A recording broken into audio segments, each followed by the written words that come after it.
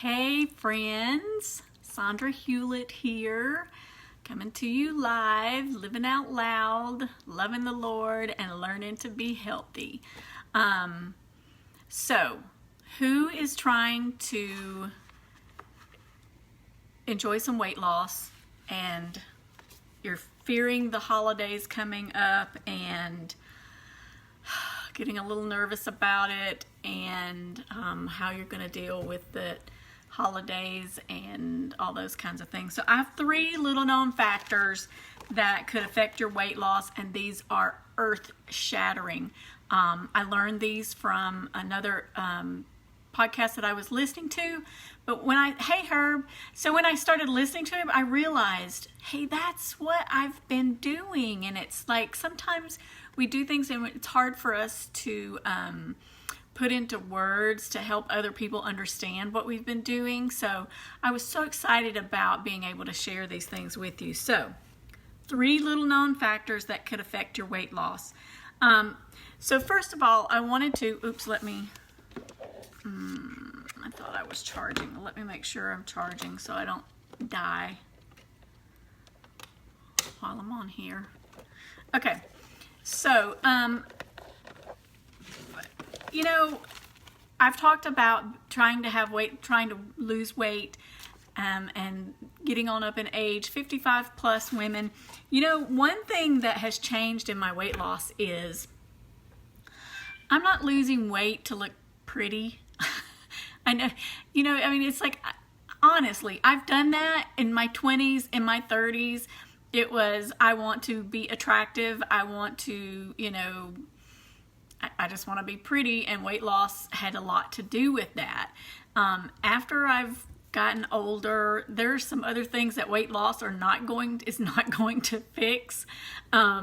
So we won't talk about those things right now, but gravity takes hold of some things, and just some things weight loss is just not going to fix. So weight loss became more of a reason or mortality issue.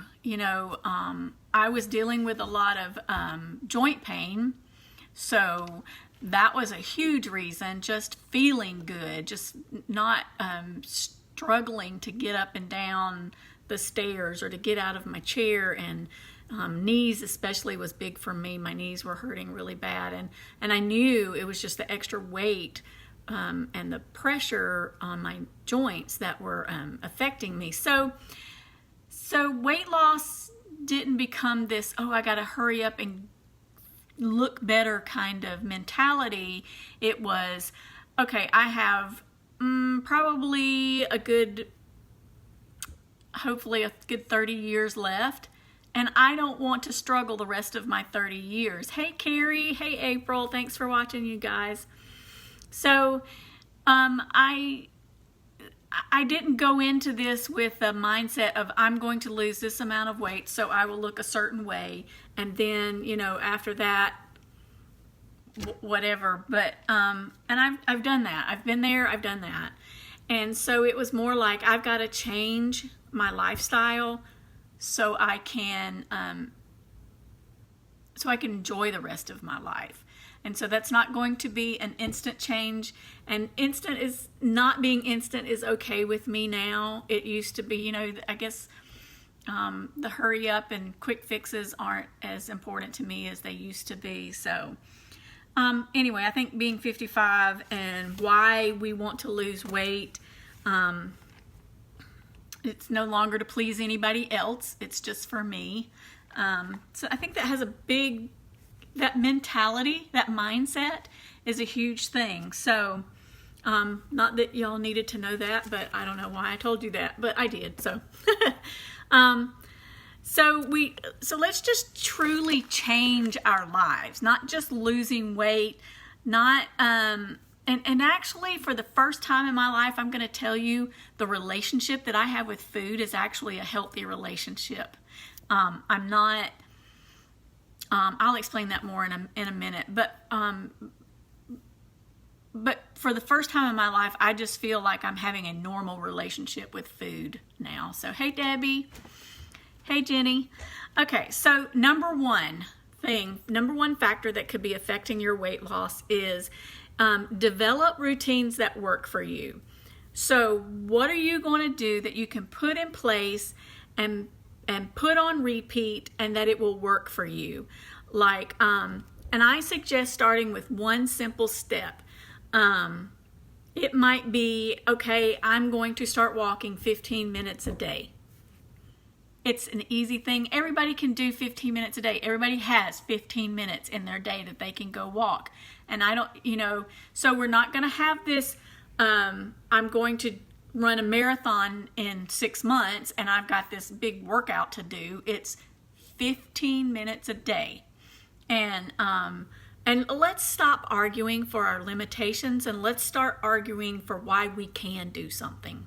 So I can do 15 minutes a day. I can. Or, maybe you're going to start prepping your meals on Sundays so you won't binge eat, or so you won't emotionally eat, or so when you can't find what you need to eat, you won't grab something that you shouldn't. So maybe it's prepping your meals on Sunday for the week. Make just one simple change. Let's just make one change that we can rinse and repeat and do it over and over again. Okay? Hey, Connie. So develop a routine that works for you, and just start with one thing and get that one routine down. So practice a routine that you know and that you can keep. And trying to lose a ton of weight fast means that you're going to have such drastic changes in your routine that you set yourself up for failure. So start with one step at one time and master that routine, and then add one more step. Okay? So that's tip number one. So ask yourself, is it doable? And like I said, it's first thing I started doing was logging my food. Hey, Lana. I just wrote down what I ate. And believe me, the first 3-4 days of writing down what I ate, I was astounded at how much I was eating. So that brought about a change. But was that hard for me to do? No, I didn't change what I ate. I just wrote down what I ate. I logged what I ate. Hey, Charlotte. So make one simple routine that you can do. That's what you need to start with. Let me tell you this. Whatever routine that you decide to do, weekends are different than weekdays, and they're different for me. So you may have a week routine, a weekday routine, and you may have a weekend routine. That's okay too. It may look a little different, but just don't put such rigid expectations on yourself that you set yourself up for failure and you can't do it. One routine that you can repeat daily. That's what you need to start with. And you know what? If you're not losing weight, if you're gaining weight or you're not losing weight, you do have a routine already. It's just an ineffective routine. So replace one bad habit with one good habit and look forward to it each day. Okay? Okay, I'm going to go to number 2 now. Listen and read things that support your goals. So content from these lives. I would love for you to watch these lives and get encouragement. If you don't catch them on the live, go back and replay them. Go back and listen to them more than once if they're helpful for you. I'm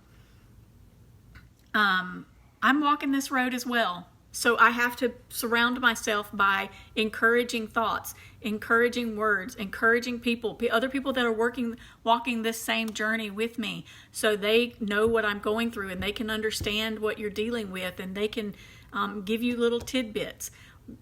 What you read, make sure you read things that are helping you, that are helpful for you. Hey, Noreen. Hey, Robin. Thanks for watching, guys. Join a group of other people that are doing the same thing. There are lots of groups on Facebook. I actually have a group called Celebrate the Journey. That is an encouraging and supportive group for people that are trying to lose weight. That's not the only thing they're trying to do in there, but it's a good group.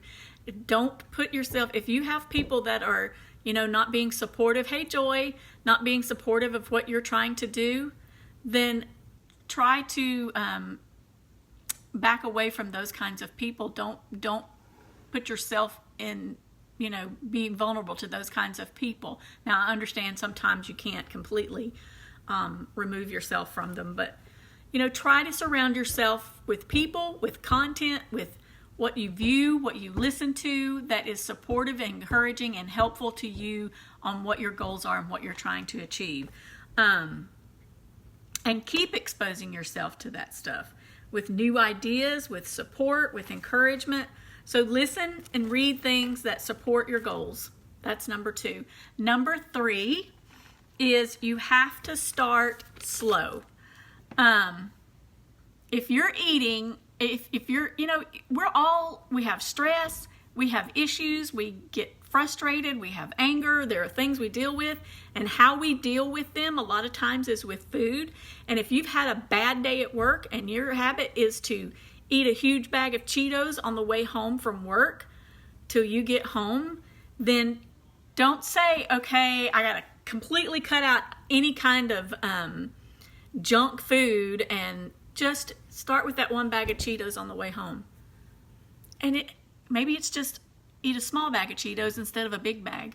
Maybe it's eat a bag of baked Lay's instead of a bag of Cheetos. Whatever it is, small. Start small and start slow. And make changes that you say, I know I can do. Like I said, argue for why you can do it, not for why you can't do it. Let's see. So, get used to the idea of change. Look forward to the change. Make it be something that you're excited to look forward to. And it feels like that you can, not because you change, make the change because you can make the change and not because you should make the change. Hey, Trisha. Hey, Gina. Thanks for joining. Stop doing the quick fix fad diets because you think they're going to fix you, and they're not. Okay? Start slow, and that's when your mindset becomes, I'm going to work on me. Not the diet is going to work on me, but I'm going to work on me. So start slow. Make changes because you can make changes, not because you should make changes. Okay? I heard somebody talking about they used to, when they would get upset at 8 o'clock, they would get a tub of ice cream and they'd eat until they got to the bottom of the tub. So what change could they make? Instead of eating out of the tub, dip ice cream into a bowl. It may be a big bowl, but don't eat out of the tub and go sit down and eat a bowl of ice cream. Make changes because you can, and changes that you feel positive about. Not changes because you should, but because you can, and you're working on you, and you're fixing you. And your diet is not going to fix you. You are going to fix you, okay? So the quick fixes don't fix all things. Now, I have 2 more amazing tips that I would like to share with you.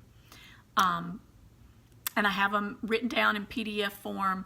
I will send them to you if you are interested in hearing them. I hope this has brought value to you because this has really been on my heart. And it has really been a part of what my mindset has been that has helped me lose weight so far. Still on the journey, still working on me. But it's like, what? Who are you? What is it that food has been covering up all these years that if you take that away, that you're going to deal with? So those are just some things to think about, because food is not just, if we're dealing with weight issues, food is not really just food to give you nourishment. Food is doing something emotionally for you. Food is doing something to help you cope with something. So if you remove the food, then are you going to be able to deal with what you've got to deal with? So that's something that you need to think about. So make the changes because you can. Argue for what you can do, not for what you can't do. And what was the first one that I talked about? Develop routines. Develop routines, listen to things and read things that are supportive, and start slow. Okay? I hope this is helpful to you guys. Let me know. Like I said, reach out. You got it, Jenny. I will send you one. Reach out to me if you are interested in the other 2 tips because they are really good. Hey, Marty. You guys have an awesome weekend. Because I'm doing a 14-day challenge, I will be on tomorrow and Sunday, which I don't usually get on, but I will be because I've been on a challenge group to do 14 days of videos, and I'm excited about it. I'm excited about being able to come to you guys on the weekends too. So you guys have a great weekend. I love you guys, and take care, and we will talk to you tomorrow. Bye-bye.